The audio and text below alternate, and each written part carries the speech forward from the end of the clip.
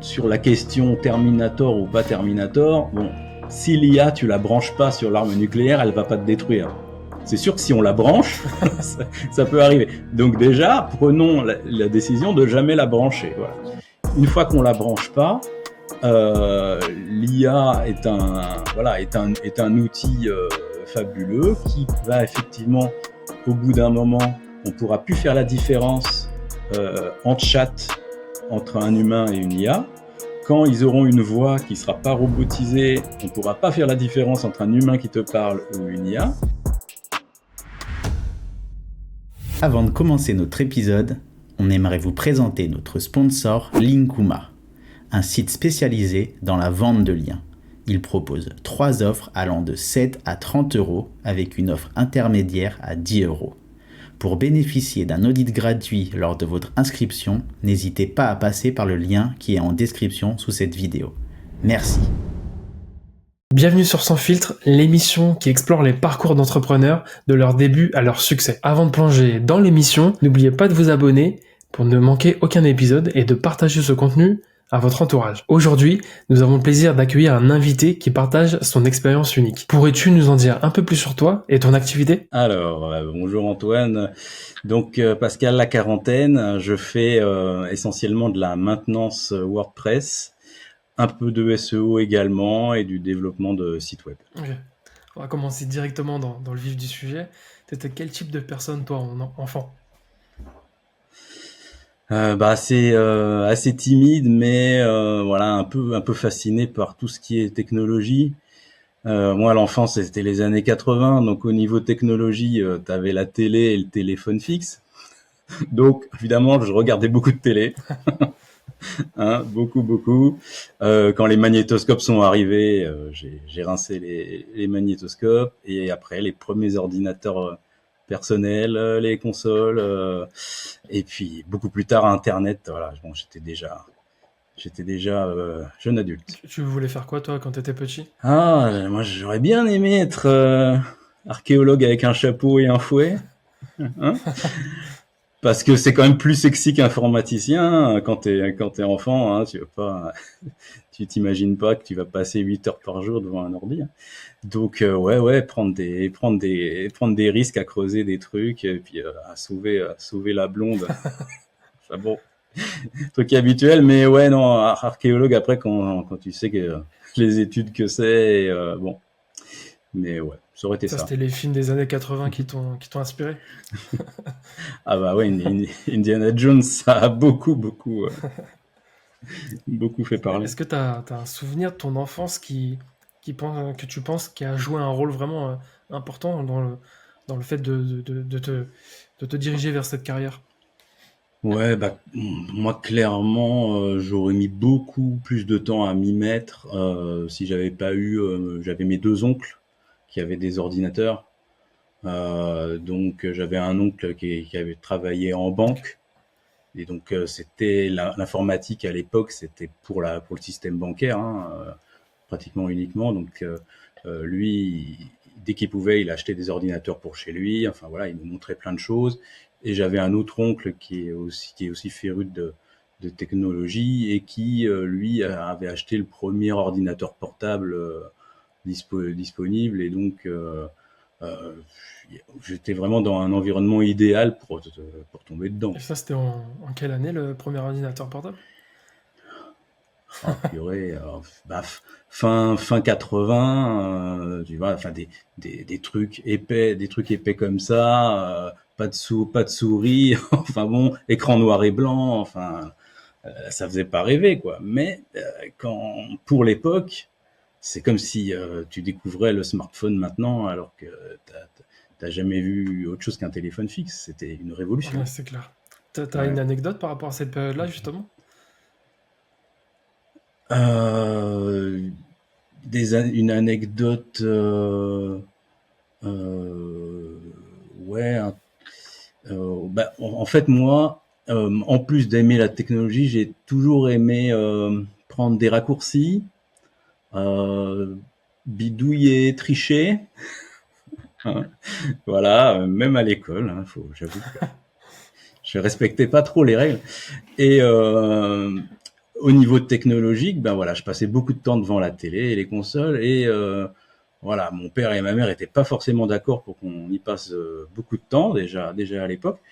Donc mon père, qui est électronicien, avait installé des coupes-circuits sur les câbles d'alimentation des télés. Donc c'était un boîtier avec une clé et il embarquait la clé. Et il ouvrait la télé que le soir.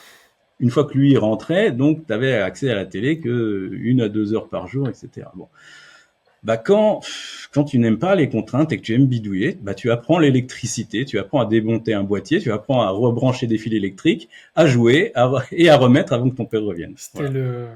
c'était Tu vois, le contrôle parental de l'époque.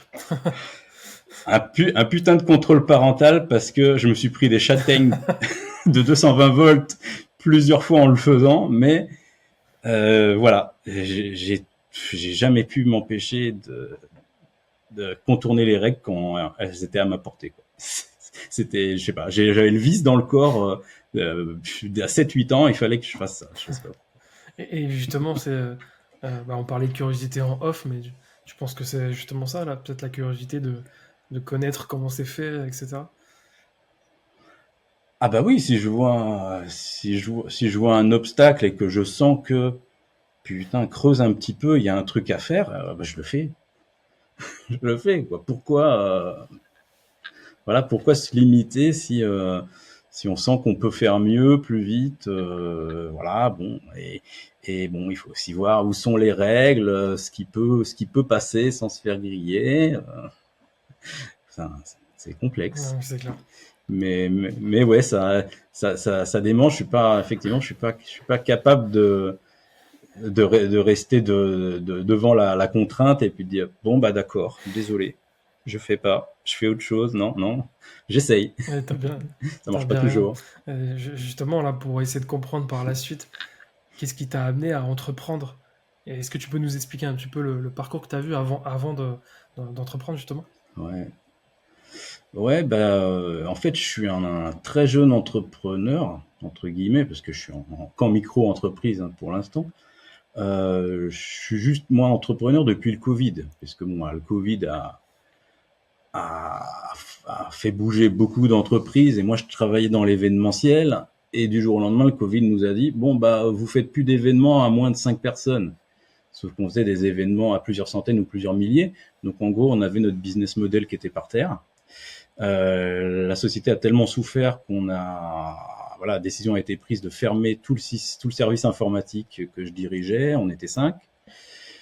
Et en mettant aussi nos clients dans la mouise en même temps. Et donc, moi, j'ai plusieurs clients qui m'ont demandé si je voulais continuer avec eux en freelance. Et c'est quelque chose auquel j'avais jamais pensé. Parce que moi, je sors vraiment j'ai été salarié pendant 20 ans. Pour moi, le salariat, c'est la sécurité, j'y étais pas trop mal, hein. C'est sûr que tu as toujours un chef ou un patron où ça peut mal se passer, des collègues aussi, etc. Et que ça peut être tendu, mais voilà, le salariat me convenait. Et donc une vingtaine d'années à travailler dans des agences web événementielles, à faire l'informatique, la gestion du parc informatique, la gestion des sites web, le développement des sites web, les bases de données, les emailing, le SEO, le logiciel compta, enfin voilà, tout ce qu'il pouvait y avoir besoin de faire dans une entreprise, je l'ai fait pendant 20 ans, donc j'ai toujours gardé un profil très varié, et c'est vrai que lorsque l'occasion s'est présentée de me mettre en freelance, voilà, quand tu as fait pendant 20 ans un peu de tout avec un peu tout le monde, tu n'as pas peur d'y aller, quoi. Mais c'était quand même un saut. C'était quand même quelque chose de risqué. Ouais, c'est intéressant que tu dis ça parce que on interviewe même pas mal de gens et même les gens qui peuvent tomber sur YouTube, la plupart du temps, on nous vend même ce truc-là qu'il faut devenir entrepreneur absolument et que le salariat est un peu l'ennemi. Ouais. Ouais. Bah pour ça, effectivement, moi, auprès des plus jeunes que je connais, dans la famille ou des amis, ils ont tous été biberonnés aux youtubeurs, hein, qui gagnent leur vie en donnant l'impression de rien faire. Donc déjà, moi, je les préviens que derrière, il y a beaucoup de boulot, que les petits youtubeurs, voilà, dans le gaming par exemple, ils vont jouer toute la nuit et toute la journée et ils vont produire de la vidéo, ils vont faire les partenariats, enfin ils dorment jamais. Les gros youtubeurs, eux, ils se font aider avec des énormes équipes, on se rend pas compte de tout ce qu'il y a derrière. Et au final, ces influenceurs sont très nombreux, enfin très peu nombreux à réussir. Vraiment très peu nombreux. 99% des influenceurs ont en fait un travail à côté et certains font même semblant de ne pas l'avoir pour vendre du rêve. Et chez les ados d'aujourd'hui, c'est assez toxique comme image, comme exemple. Moi, tous ces jeunes me disent, je veux gagner de l'argent sans patron, je veux être libre, je veux être riche. Je leur dis, attention, être riche, être libre, ça va être un résultat, ça va être une conséquence de quelque chose qui va demander beaucoup de travail, beaucoup de patience, et ça peut pas être ta passion de gagner de l'argent ou tu dois d'abord trouver ce qui te plaît, ce qui va te faire te lever le matin et te faire rester 8 à 10, 12 heures devant un ordinateur, parce que là on parle de business internet, mais si t'as pas cette motivation qui vient d'abord d'une passion, c'est pas en te disant je vais faire un site internet pour vendre des aspirateurs, un truc qui te plaît pas du tout, et que tu vas avoir la motivation parce que tu vas te dire ça va marcher. Non, il faut vraiment trouver un moteur, trouver quelque chose qui te fait avancer parce que le chemin, il est très très long, il est très très difficile. C'est intéressant ce que tu dis par rapport à cette liberté qu'ils veulent obtenir à moindre effort, j'ai envie de dire. Et au final, on Oui, entend souvent même qu'il faut pas le faire pour l'argent, mais je trouve qu'on n'explique jamais assez pourquoi en fait. Et là, c'est intéressant ce que tu dis pour ça. ouais. Ouais, il faut pas sous-estimer la difficulté et aussi que jamais un influenceur va te dire à quel point c'est difficile. Il est là pour te divertir ou te vendre des produits, te vendre du rêve. Il va pas te montrer les mauvais côtés, surtout pas. Ah, c'est clair. C'est, c'est tout l'objectif de Sans Filtre, de faire le contraire. Ouais, c'est clair. Pour revenir un peu à ton parcours, toi, tu avais fait des études justement pour bosser dans l'informatique ou tu t'es lancé comme ça? Alors, non, en fait, l'informatique, maintenant, je pense vraiment que c'était mon destin. Sauf que les profs m'ont dit, ah non, mais en maths, t'es pas assez bon. Faut vraiment avoir des meilleures notes que ça pour faire de l'informatique. Tu ferais mieux d'aller sur cette voie-là parce que là, tu as des bonnes notes. Ah, ok. Donc j'ai fait un DUT de biologie. Voilà. La biologie, c'est vraiment super, c'est aussi super intéressant hein, et ça peut être passionnant. Sauf que voilà, quand j'ai commencé à bosser, je suis tombé en fait dans un milieu où les patrons abusent pas mal parce que c'est dans les milieux des laboratoires, c'est un milieu très féminin Ok. et en fait les femmes sont très peu exigeantes sur les conditions de travail, sur les salaires, sur l'ambition et les patrons ils en profitent. Et donc je me suis retrouvé dans des labos où il y avait des femmes qui avaient 40, 50, qui étaient presque à la retraite, elles étaient toujours au SMIC. D'accord. Biologiste. Et je leur dis, ouais, et je leur disais, mais quand même, vous avez bac plus 2, vous avez fait un petit peu d'études, c'est pas normal d'avoir un salaire comme si vous étiez ouvrière, quoi. Même si, voilà, ouvrier, c'est tout à fait respectable, mais je comprenais pas. Et elle me disait, ah oui, mais le patron, il veut pas, et puis, bah, moi, mon mari, il gagne mieux que moi, donc c'est pas grave. Et voilà, ce domaine me dégoûtait d'avant. Je me voyais pas rester 40 ans et pas évoluer, pas prendre des responsabilités, pas progresser et surtout l'impression que j'allais stagner pendant 40 ans. Et donc moi, en parallèle, depuis des années, je faisais des sites web de passion, donc les animés japonais, les mangas, les jeux vidéo. Je faisais mes propres sites web. Et puis, c'était au début des années 2000, Internet explosait. Il y avait en fait finalement une grande demande pour des développeurs, pour des personnes qui allaient s'occuper de plein de sites web. Donc, j'ai commencé à balancer des CV au hasard comme ça. J'étais autodidacte, j'avais pas de diplôme, mais il y avait de la demande, donc j'ai pu commencer comme ça. D'accord. Est-ce que Ouais. tu aurais une anecdote justement par rapport à cette période avant qu'on passe à ta partie entrepreneur? Ouais. La période début d'internet, hein, je suppose. Bien sûr. Euh, ouais. Bah c'était pour moi internet, ça a vraiment été une révélation. Ça c'est clair parce que voilà, on parlait de curiosité, de trouver des passions. Moi, j'ai toujours été un gamin qui lisait, qui aimait lire les encyclopédies. Ok. Bon, c'est un peu, je sais que c'est un peu tordu, hein, mais Voilà. avant Wikipédia, les encyclopédies, c'était des bouquins comme ça. Tu ouvrais, tu voyais des trucs. Ah ouais, purée, on peut faire ça. Ou tiens, cet animal-là, ça existe. Ouais, les fusées, comment ça fonctionne. Voilà, je lisais ce genre de choses. Et quand Internet est arrivé, en fait, toutes ces encyclopédies-là sont restées fermées, et c'est pour ça d'ailleurs que ça se vend plus, parce que entre Wikipédia et tout ce qu'il y a ailleurs, tu as accès à la plus grande base de connaissances qui n'ait jamais existé, même si tout ce qui a été écrit avant dans des livres ne se retrouve pas forcément sur Internet, et c'est pour ça que Google scanne beaucoup de livres, etc. Il y a des initiatives comme ça. Mais Internet, c'est la porte ouverte sur un monde de possibilités et d'informations infinies. Ouais. Voilà. Ouais. En plus des métiers que ça peut créer, tu as tout à portée pour t'instruire, t'enrichir, te divertir. Enfin, c'est assez dingue. Et pouvoir travailler dans ce domaine-là, c'était le. Je crois que au début, j'aurais payé pour travailler là-dedans. Je comprends. C'est dingue. Je comprends. D'ailleurs, si on devait comparer justement la venue d'Internet et la venue de l'IA, tu vois les similitudes un peu? Moi, je vois surtout que, ouais, alors l'IA, on a de quoi en parler, mais euh, je les vois par médias, hein. En gros, t'as eu l'invention de l'imprimerie. Ouais. Il y a des centaines d'années, c'était déjà quelque chose de fabuleux. C'est à partir de l'invention de l'imprimerie où les technologies, les savoir-faire ont pu se transmettre d'un pays à l'autre, parce que à l'oral, c'est très difficile. Voilà. Et après la radio, évidemment, la télé, tu vois que ça s'accélère très vite. Et Internet, là, c'est une explosion.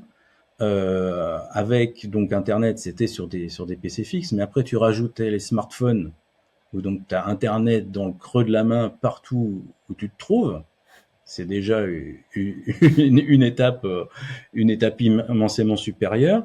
Et avant l'IA, moi je vois surtout les réseaux sociaux qui sont une énorme révolution également, parce qu'au niveau des échanges, ça accélère tout ce qui existait avant, même si c'est juste une amélioration des vieux forums, Oui. les forums PHP, voilà, on a les réponses. C'est juste une amélioration technique, mais c'est déjà quelque chose qui crée énormément d'opportunités. Et puis là, l'intelligence artificielle, on arrive dans quelque chose où on n'imagine même pas jusqu'où ça va aller. Alors que tout le reste, on pouvait encore un petit peu imaginer.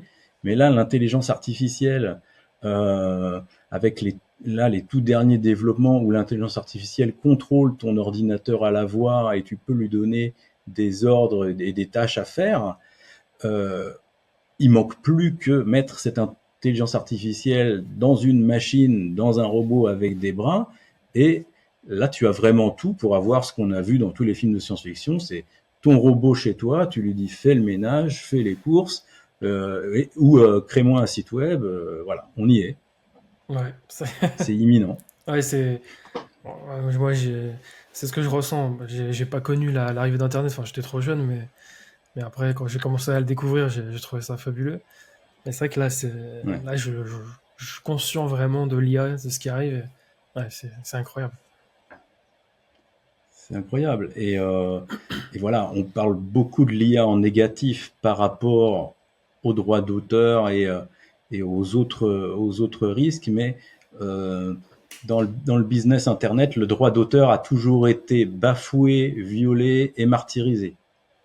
C'est-à-dire que Google, par exemple, sur la partie Google News et même sur l'indexation, finalement, Google n'existe que parce que des personnes créent des sites internet et créent du contenu.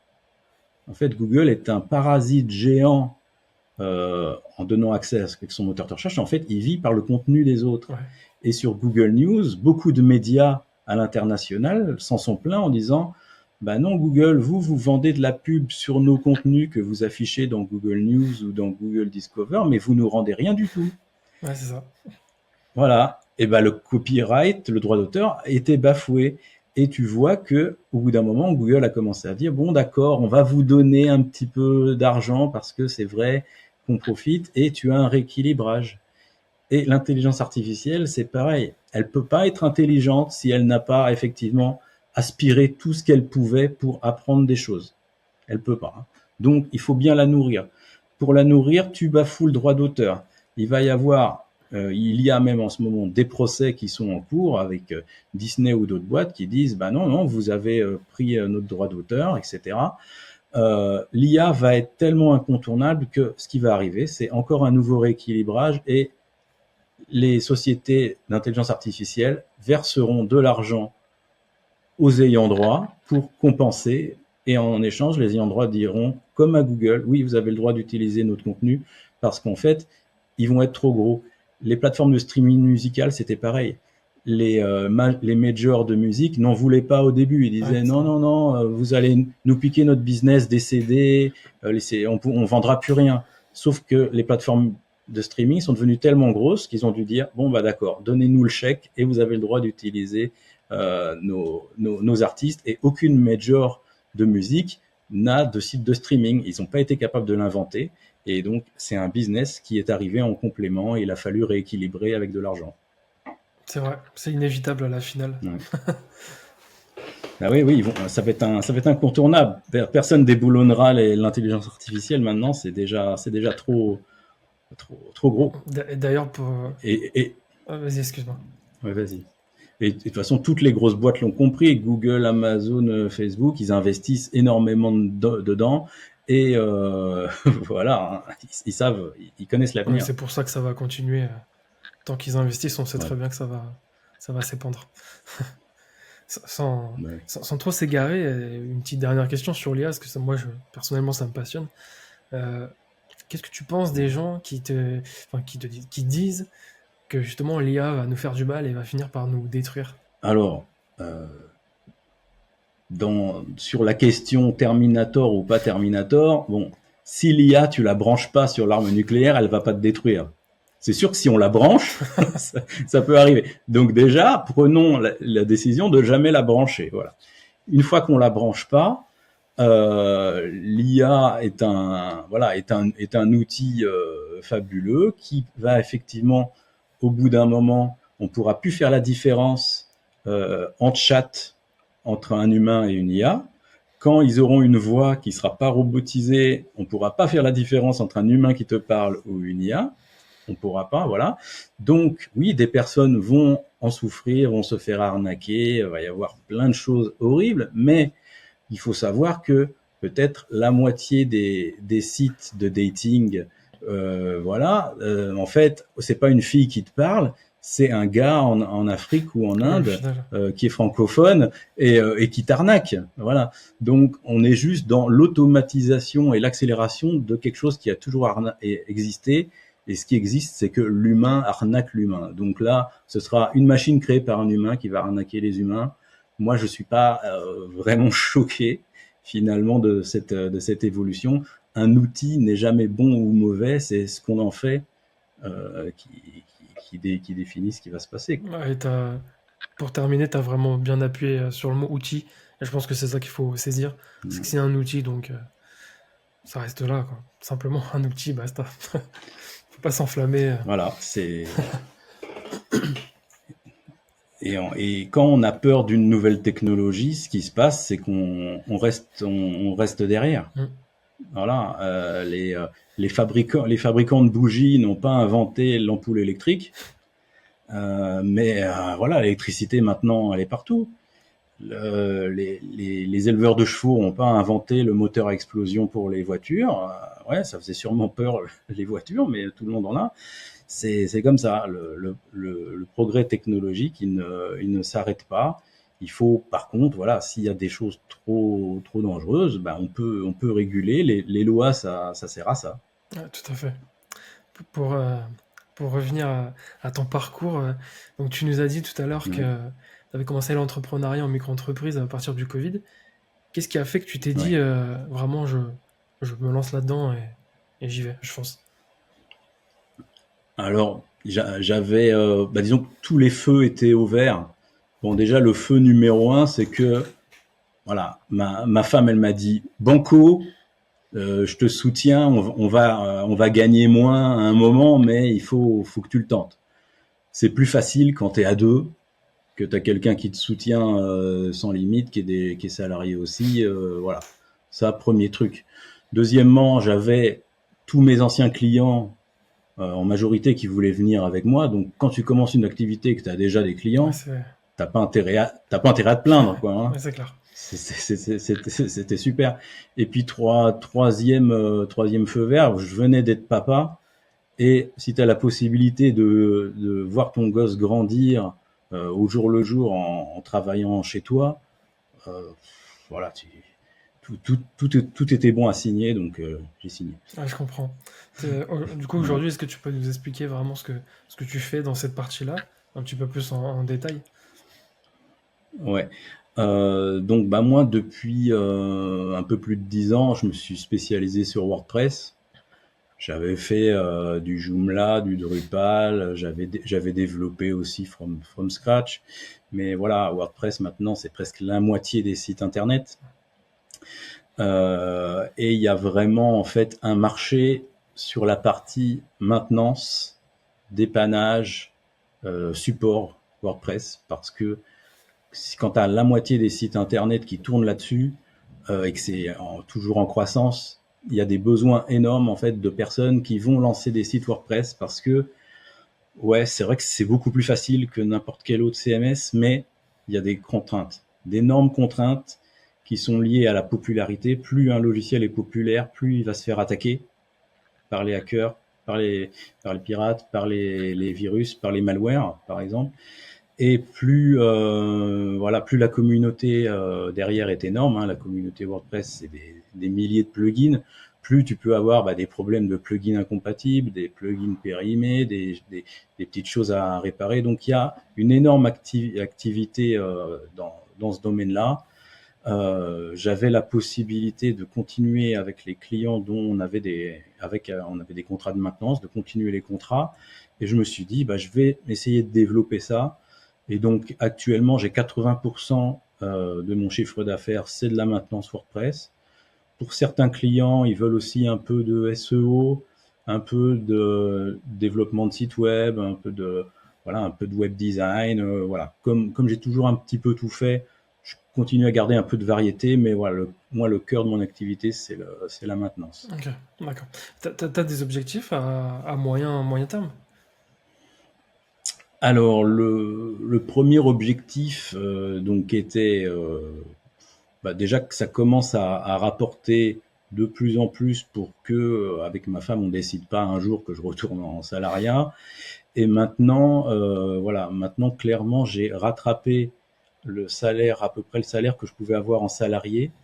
Mais surtout, ce qui est très intéressant, c'est que j'ai jamais excédé le mi-temps au niveau du travail. Parce que si j'étais revenu à 40 heures ou plus, voilà, j'aurais pas pu m'occuper de mon fils comme je le fais, parce que voilà, amener, ramener à l'école, le déjeuner le midi, le goûter, etc. On se rend pas compte du travail que font beaucoup de mères de famille, mais c'est un boulot à plein temps, quoi. Tu peux pas travailler 8-10 heures par jour en t'occupant d'un enfant, ça c'est pas possible. Donc actuellement, voilà, j'ai cette chance d'être à mi-temps et d'avoir rattrapé un salaire vraiment sympa.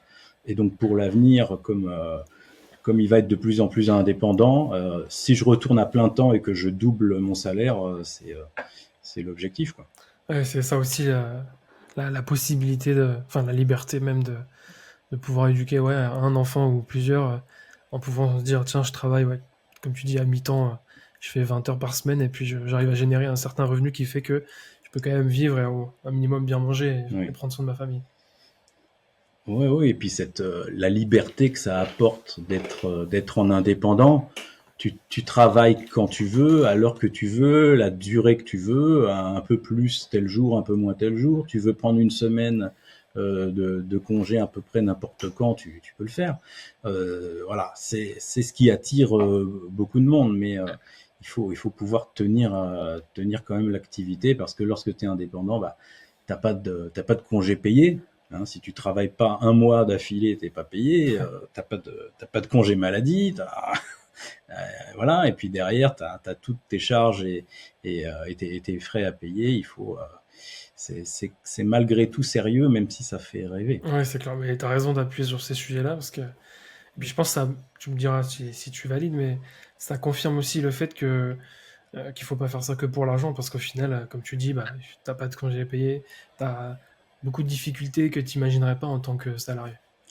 Oui, oui, des difficultés et le risque, un des risques majeurs que je vois quand tu es prestataire de service avec des clients, ou si tu te spécialises trop dans un domaine, c'est que en cas de crise économique ou d'explosion d'une bulle, ou si tu as un très gros client qui fait 50-60% de ton chiffre d'affaires et qui se barre, ça tombe du jour au lendemain et t'es pas dans une structure d'entreprise où tu vas être compensé par une autre activité ou voilà, du chômage partiel. Enfin non, tu es vraiment en première ligne et le moindre problème, c'est pour ta gueule.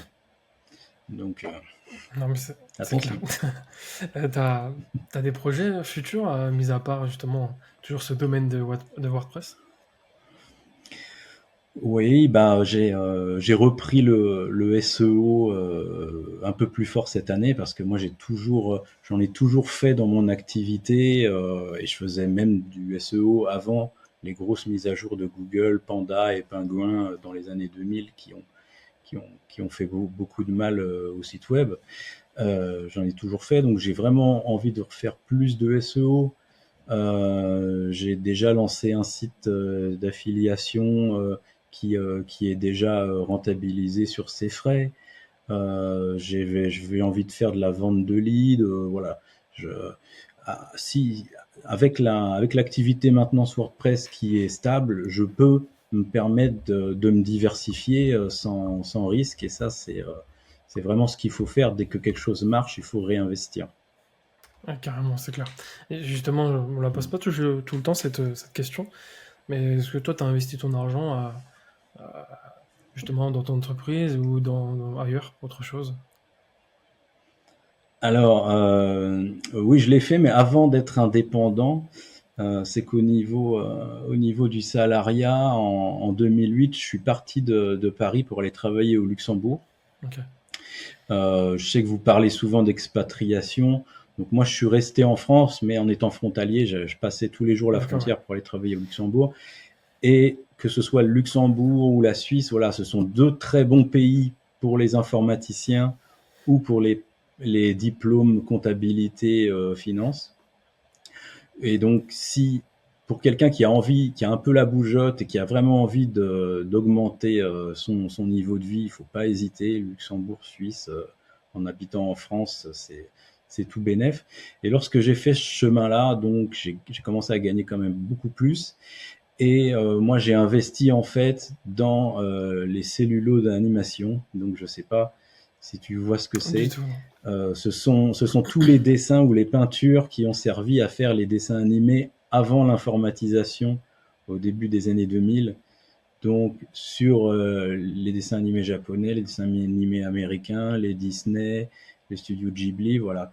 Euh, tous ces anciens studios se faisaient par ces techniques-là. Et donc, il y a tout un marché d'originaux, de dessins, de peintures que tu peux acheter, que tu peux conserver, collectionner.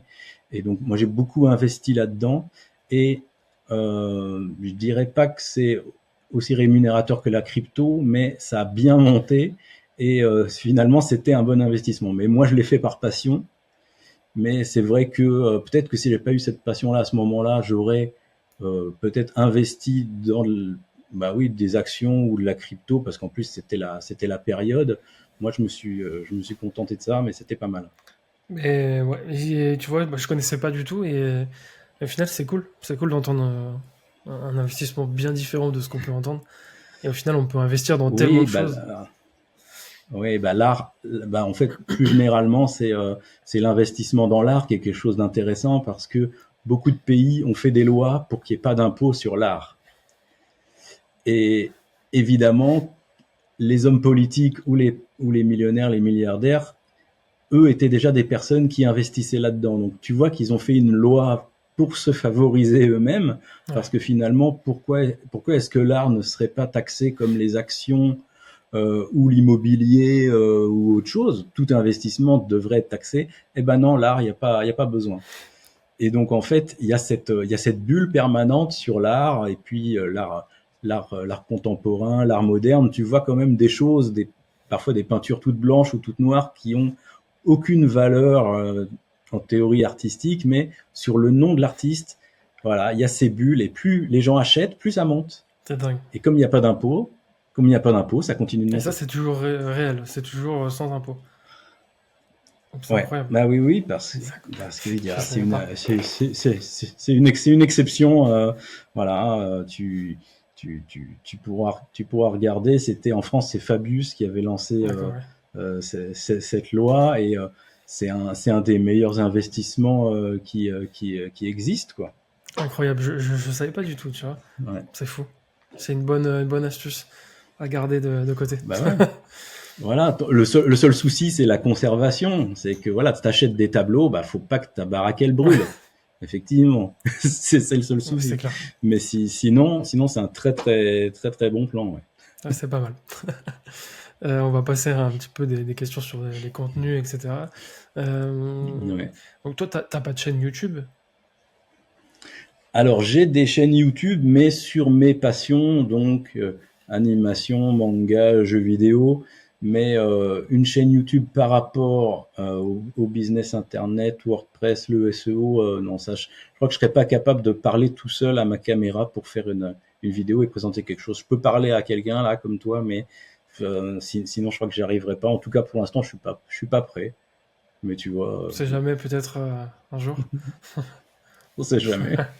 Est-ce que, est-ce que tu as des chaînes YouTube, toi, qui t'inspirent un petit peu si tu regardes du coup YouTube?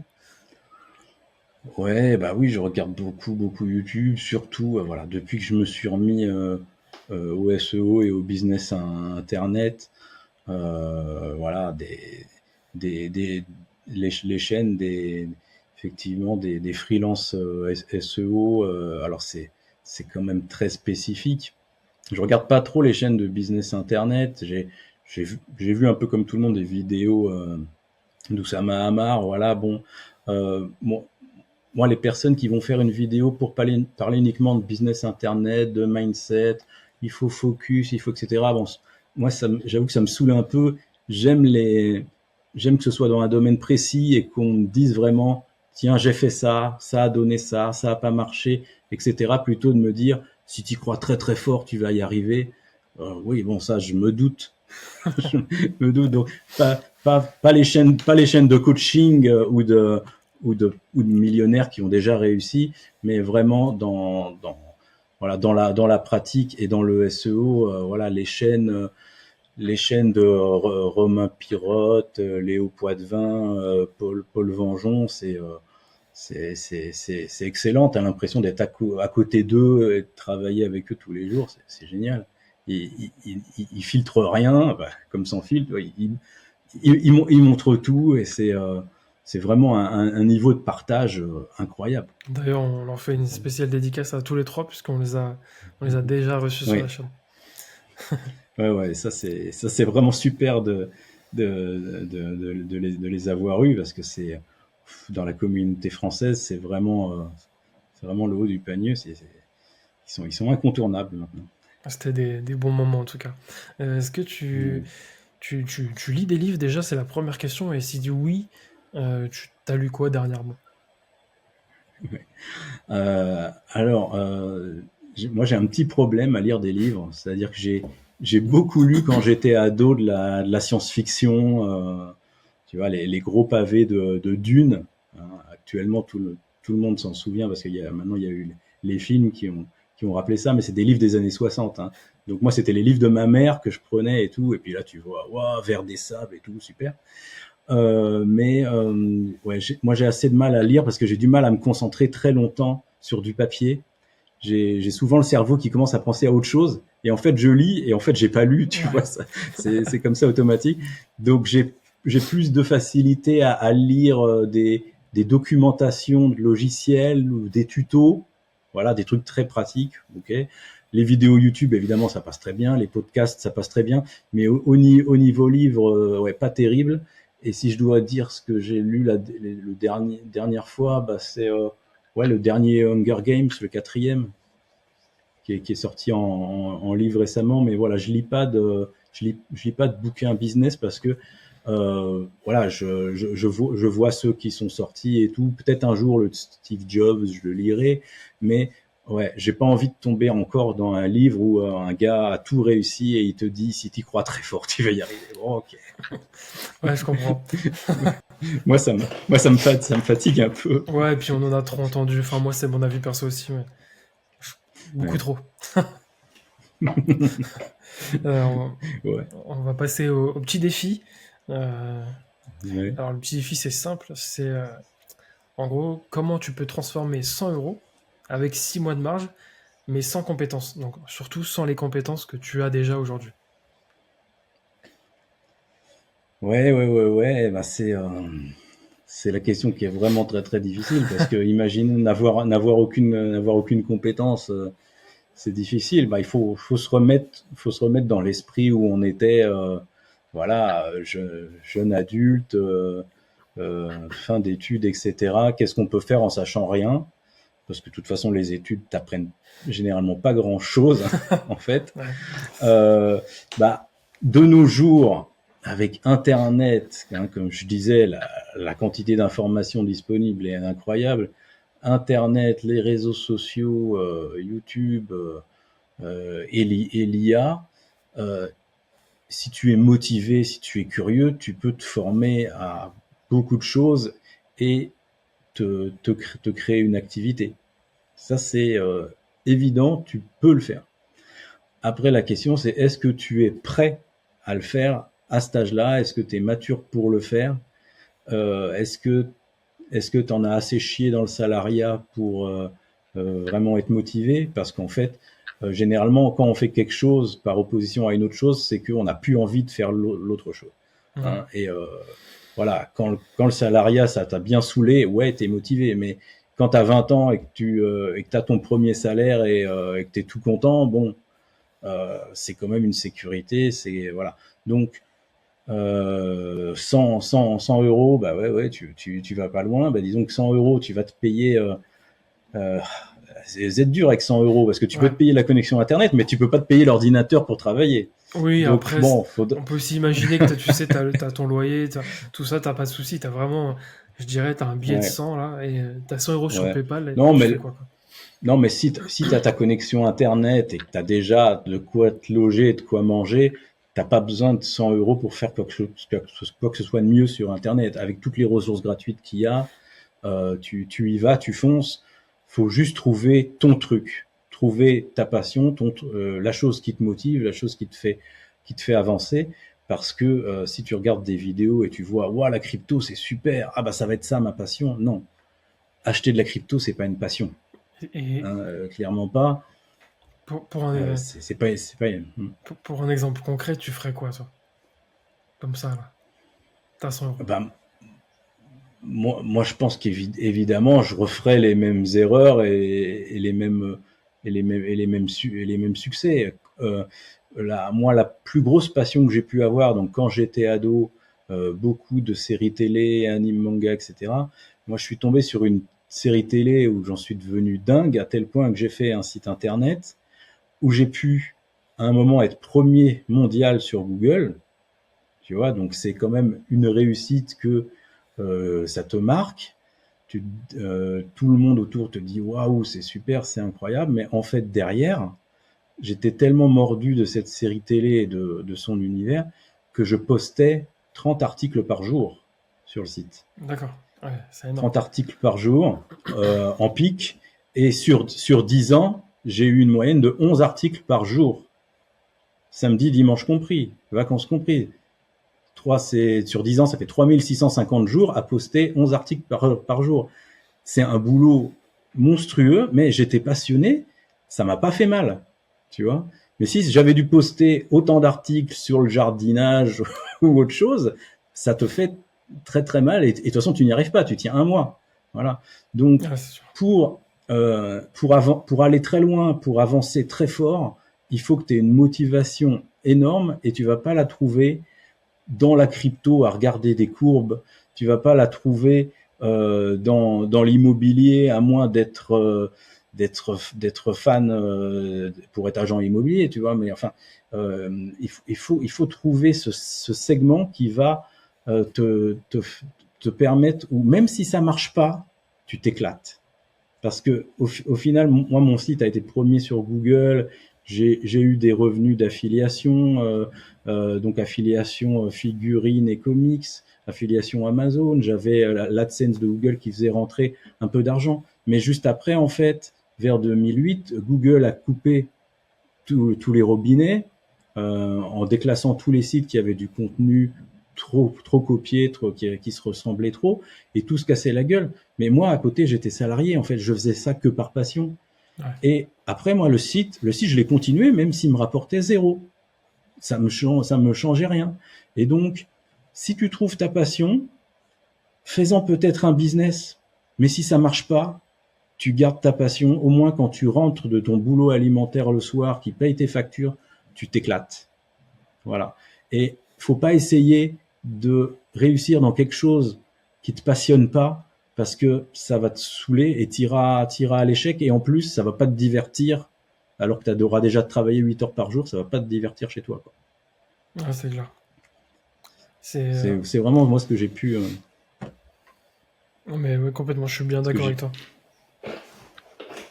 Ouais. Et donc ouais, alors par contre, je sais pas si c'était vraiment la question. Alors la question. Non, je crois que j'ai vraiment dérivé. Le défi, c'était vraiment, ouais. T'as pas le choix, t'as 100 euros, tu dois faire quelque chose, mais que tu n'as jamais fait. Ouais. En gros, c'est ça. Ouais. Bah ouais, bah je pense que j'aurais édité un site sur une de mes passions et j'aurais essayé de le monétiser, mais suivant la période, avant 2008, c'était possible. Après, c'était beaucoup moins possible. Et maintenant, pour vivre d'un site web, en fait, la vente de liens et l'affiliation sur des produits qui t'intéressent peut-être pas, voilà, ça marche. Mais comment tu trouves cette motivation pour te lever tous les jours et produire beaucoup de contenu, produire d'autres sites, c'est ça qui est difficile. Donc voilà, faut vraiment essayer de trouver cette petite lumière là quelque part qui fait que cette passion là, de toute façon, tu vas la garder toute ta vie, et que ça marche ou que ça marche pas, c'est pas grave, tu te seras éclaté. Ouais, c'est le but au final, le plus important. Ouais. On va passer à une partie un peu plus développement personnel. Ouais. On a bien posé la question un peu justement une question un peu simple sur la routine que tu as et le lieu de travail. Ouais. Alors moi effectivement, comme je débute encore, hein, 3 ans après, on peut pas dire que ce soit suffisant pour avoir des locaux, etc. Donc moi je travaille chez moi. La routine, c'est que voilà, tu t'amènes ton fils à l'école, et puis après, voilà, boisson énergisante, parce que j'aime pas le café, et puis voilà, tu t'essayes de taper surtout le matin, voilà, surtout le matin, parce que c'est là que tu as le plus d'énergie, tu essaies de donner un maximum le matin, et puis voilà, quand tu as un enfant, il est déjà 11h30, il faut déjà repartir, donc tu as à peine 2h30 utiles le matin, il faut vraiment charbonner. Et puis l'après-midi, voilà, essayer de pas avoir trop mangé, parce que la digestion, c'est le pire ennemi. Hein, la digestion de l'après-midi, c'est le pire ennemi des mammifères. Hein. C'est pas pour rien que les chiens et les chats, ils dorment tout le temps. C'est qu'ils digèrent. Nous, on peut pas. Faut qu'on travaille. Donc, tu manges léger. Hop là, tu essayes d'y retourner, de taper un maximum sur les 2 heures. Et après, c'est déjà encore l'heure de l'école, aller chercher le fiston, aller faire le goûter, et puis après, il essaye de t'alpaguer sur les jeux vidéo, et puis tu résistes pas, tu vas jouer aux jeux vidéo, tu travailles pas. Voilà. T'as raison, faut aussi savoir allier le plaisir et le travail. Ouais.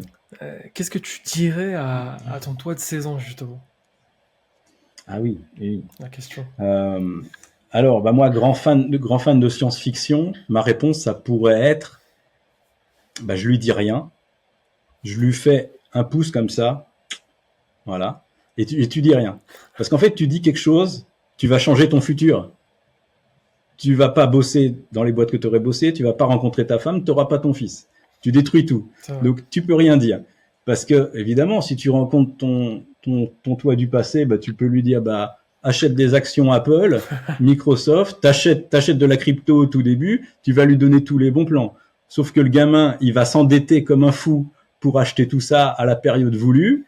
Sauf que, bah, comme il sera endetté, bah, je sais pas, il va peut-être braquer une banque pour se renflouer. Enfin, t'as niqué sa vie, quoi. Ouais.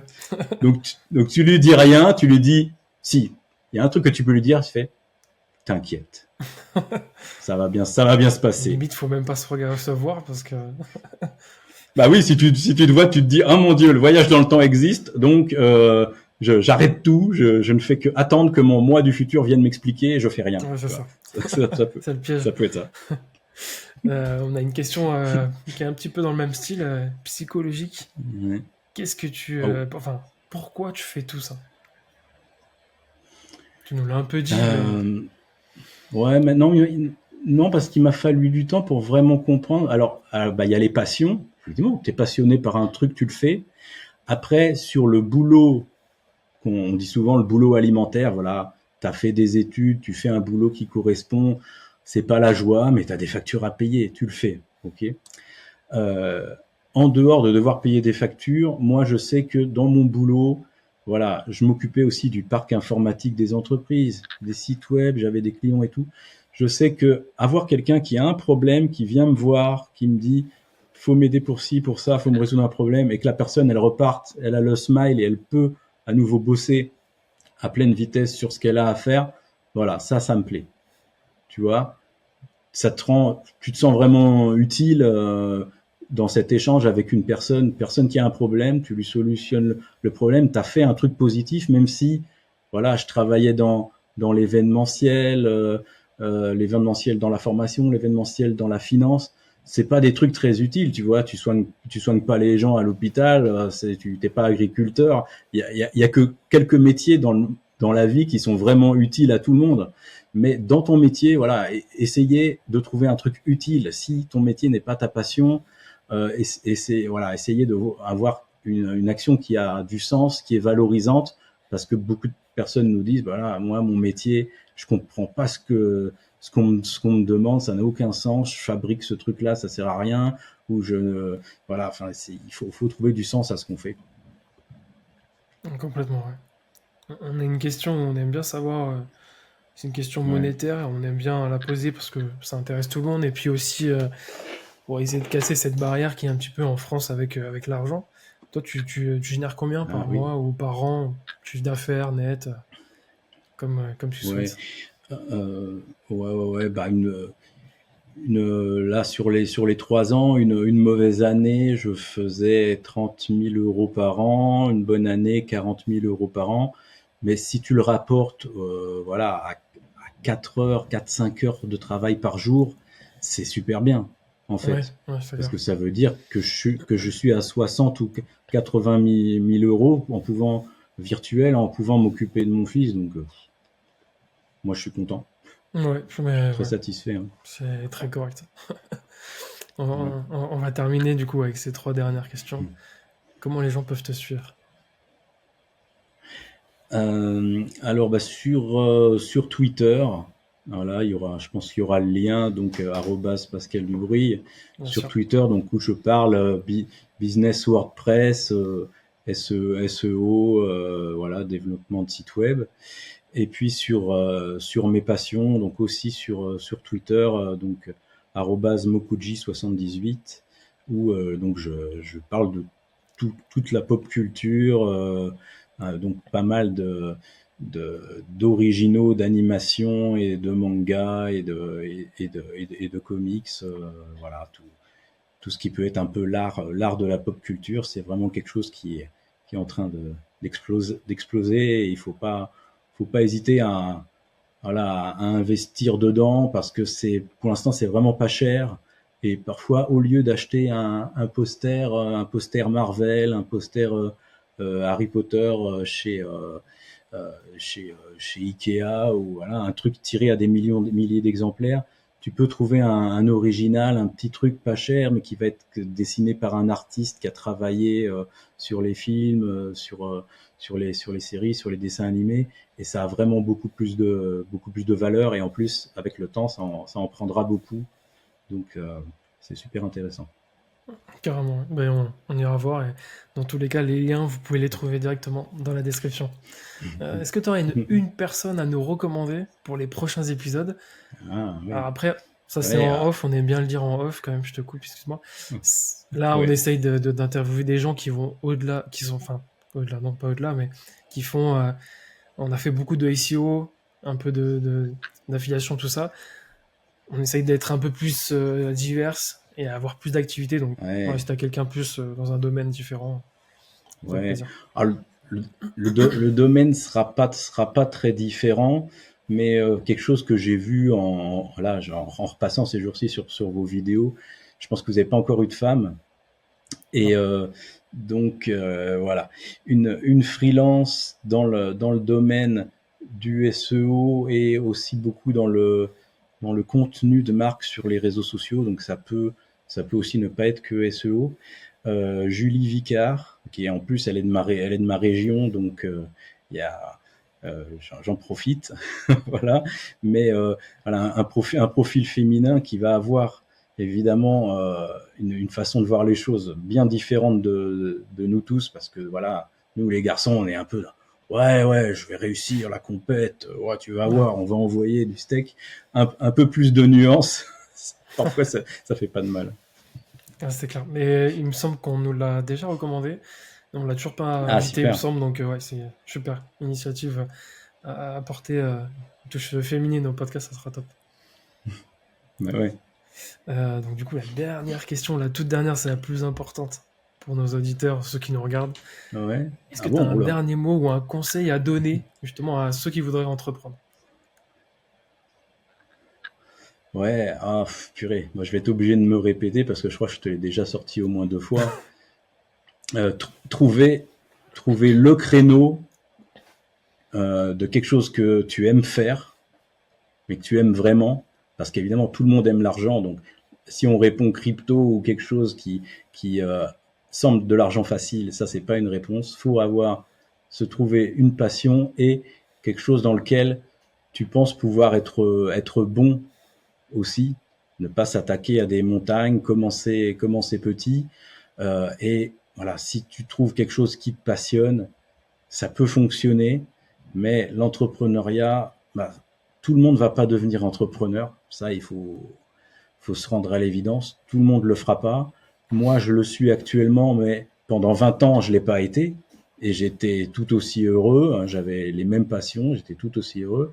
Là, actuellement, je le suis. Peut-être qu'un jour, je retournerai au salariat. L'important, c'est de toujours s'éclater. Et si, pour être entrepreneur, tu dois te pourrir la vie, ça vaut pas le coup.